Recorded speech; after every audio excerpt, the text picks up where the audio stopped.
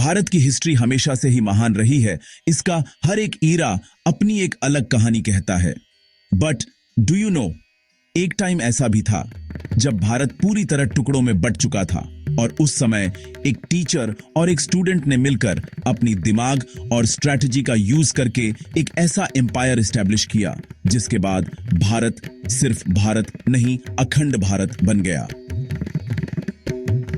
तो चलिए मेरे साथ एक ऐसी कहानी के सफर में जहां एक टीचर और उनके स्टूडेंट ने ऐसा एम्पायर बनाया जिसके एडमिनिस्ट्रेटिव सिस्टम, यूनाइटेड गवर्नेंस और ट्रेड की वजह से इंडिया की हिस्ट्री में एक नया युग शुरू हुआ। यह कहानी लगभग 321 बीसीई की है, जब मगध नाम का राज्य पुराने भारत का सबसे शक्तिशाली राज्य माना जाता था। उस पर नंद वंश का राज था और वहां के राजा का नाम धनानंद था, जो अपनी ताकत और धन के लिए मशहूर थे। और यह माना जाता है कि उनके खजाने में इतना सोना था कि वो उस सोने से पहाड़ भी बना सकते थे। लेकिन मगध की प्रजा उनके राज्य में खुश नहीं थी, क्योंकि उनके शासन में न्याय नहीं था, बल्कि लोगों में डर था और उन पर अत्याचार हो रहा था। इसी दौरान एक विद्वान और राजनीति के महान आचार्य, जो तक्षशिला विश्वविद्यालय के गुरु थे, चाणक्य, मगध आए। चाणक्य, जिनका असली नाम विष्णुगुप्ता था, वे अलेक्जेंडर के भारत पर होने वाले इन्वेजन को रोकने के लिए धनानंद से मिलने आए थे। उन्होंने यह सोचा था कि मगध जैसे राज्य के साथ मिलकर अलेक्जेंडर को भारत में आने से रोका जा सकता है। लेकिन धनानंद को चाणक्य की पर्सनैलिटी अच्छी नहीं लगी और इसीलिए उन्होंने सबके सामने राज दरबार में चाणक्य को अपमानित कर दिया और असेंबली से बाहर निकाल दिया। और वही पल था जब चाणक्य के अंदर धनानंद के लिए नफरत पैदा हो गई। उन्होंने उसी क्षण प्रतिज्ञा ली कि जब तक वो धनानंद और पूरे नंद वंश का अंत नहीं कर देंगे, तब तक अपनी शिखा नहीं बांधेंगे। उनकी खुली छोटी उनके क्रोध और प्रतिशोध का प्रतीक बन गई। फिर चाणक्य ने पूरे भारत में घूमना शुरू किया। हर छोटे गांव, हर शहर, हर जंगल में वो किसी ऐसे की तलाश में थे जो नंद वंश को हटा सके और मगध में न्याय और सही शासन ला सके। एक बार वो एक जंगल से गुजर रहे थे और उन्होंने देखा कि कुछ बच्चे नकली राजदरबार का खेल खेल रहे हैं और उनमें एक लड़का राजा बनकर फैसला ले रहा था। उस बच्चे की बातें सुनकर चाणक्य को उसमें भारत का भविष्य दिखा। चाणक्य को उस बच्चे में एक उम्मीद दिखाई दी कि वो उनका सपना पूरा कर सकता है। और उस दिन खत्म हुई चाणक्य की खोज। उन्हें फाइनली वो इंसान मिल गया था जो उनके अखंड भारत के सपनों को सच में बदल सकता था। और उस बच्चे को आज हम सभी चंद्रगुप्त मौर्य के नाम से जानते हैं। चाणक्य ने चंद्रगुप्त को सिर्फ एक राजा नहीं, बल्कि एक नेता बनाने का फैसला किया। वो उन्हें राजनीति, युद्ध, कला और अर्थव्यवस्था की हर छोटी और बड़ी बात सिखाते रहे। कहानियों के मुताबिक चाणक्य ने चंद्रगुप्त को धीरे धीरे खाने में छोटी छोटी डोसेज में पॉइजन देना शुरू किया, ताकि फ्यूचर में वो पॉइजन के सामने हमेशा मजबूत और सतर्क रहे।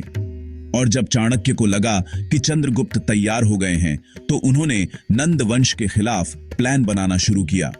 पहला अटेम्प्ट पाटलिपुत्र पर किया गया, क्योंकि यह मगध की कैपिटल थी और यहीं से धनानंद का पूरा राज्य चल रहा था। पर वो दोनों पहली बार में धनानंद को नहीं हरा पाए। तभी एक दिन चाणक्य ने देखा कि एक माँ अपने बच्चे को दाल चावल खिलाते हुए डांट रही थी, क्योंकि बच्चा गर्म चावल को बीच से खाने की कोशिश कर रहा था और अपने हाथ जला रहा था। मां डांटते हुए कह रही थी, बेटा बीच से मत खाओ, वो गर्म है, पहले किनारे खत्म करो। यही सुनते ही चाणक्य समझ गए कि अगर डायरेक्ट कैपिटल पर अटैक किया जाएगा तो नुकसान होगा, इसलिए पहले किंगडम के आउटर रीजन्स को वीक करना जरूरी है। इसी सोच के साथ चाणक्य और चंद्रगुप्त ने अपनी स्ट्रैटेजी बदली और आउटर टेरिटरीज कैप्चर करने का प्लान बनाया। पहले उन्होंने मगध के आउटर रीजन्स को कॉन्कर करना स्टार्ट किया। यहां उन्होंने लोकल ट्राइब्स और अलेक्जेंडर के छोड़े सोल्जर्स को ज्वाइन किया, ताकि उनकी आर्मी और स्ट्रांग हो सके। साथ ही उन्होंने नेबरिंग रूलर्स जैसे हिमालयन किंग पर्वतका के साथ भी अलायंस करा। धनानंद की पॉपुलैरिटी और भी कम हो गई थी, क्योंकि लोग उसके अत्याचार और हेवी टैक्सेशन से परेशान थे। चाणक्य ने इस पब्लिक डिस्कंटेंट का फायदा उठाया और लोगों को अपने साथ जोड़ा। साथ ही चाणक्य ने नांदा एडमिनिस्ट्रेशन में इंटरनल सैबोटाज चलाया। की मिनिस्टर्स और जनरल्स को अलग करके नांदा किंगडम को अंदर से कमजोर बना दिया।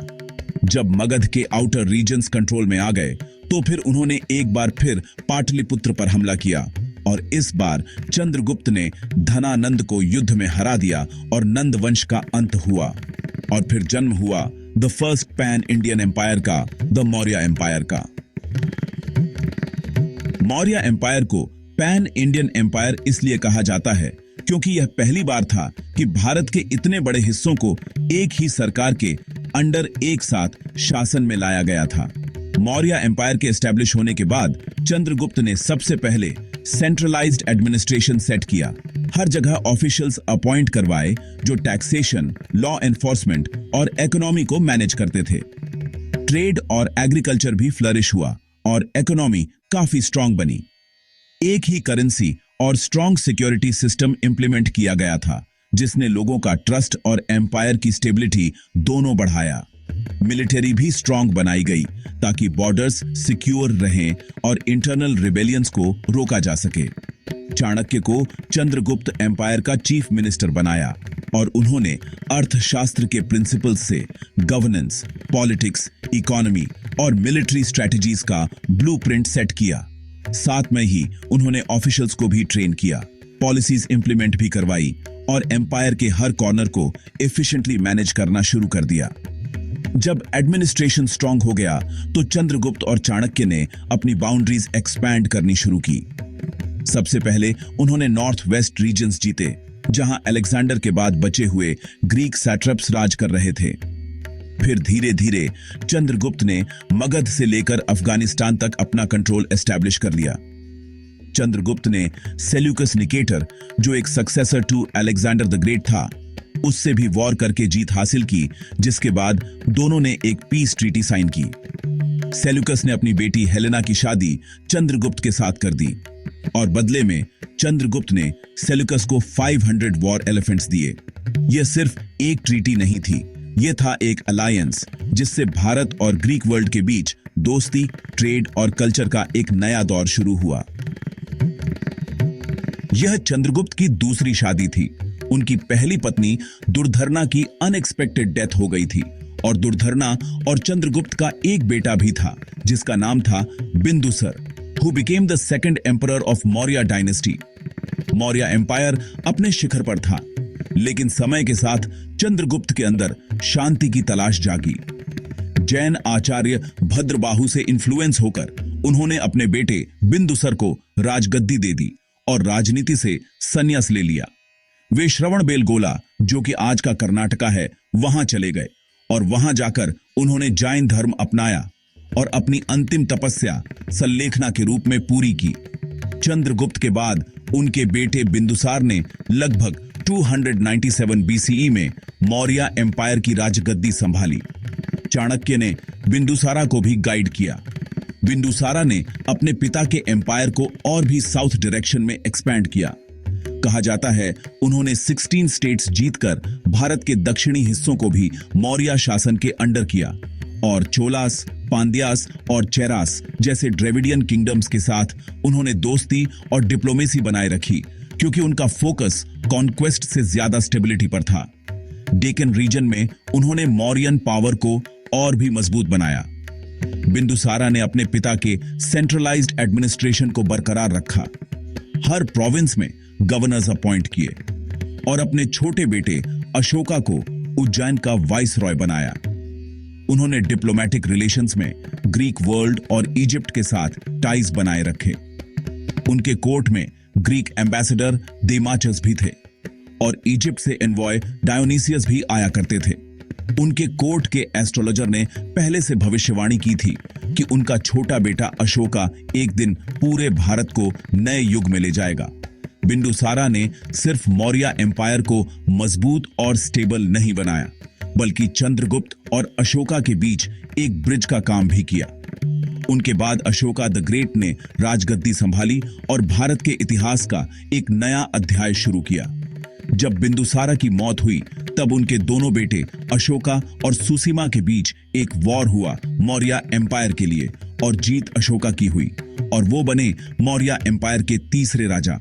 अशोका ने एम्पायर के बाउंड्रीज को और भी स्ट्रॉन्ग और वास्ट बनाया, और फिर आया अशोका के लिए एक टर्निंग पॉइंट जो था कलिंगा वॉर। एक तरफ एम्पायर का एक्सपेंशन और पावर थी और दूसरी तरफ देश के लोग और उनका दुख।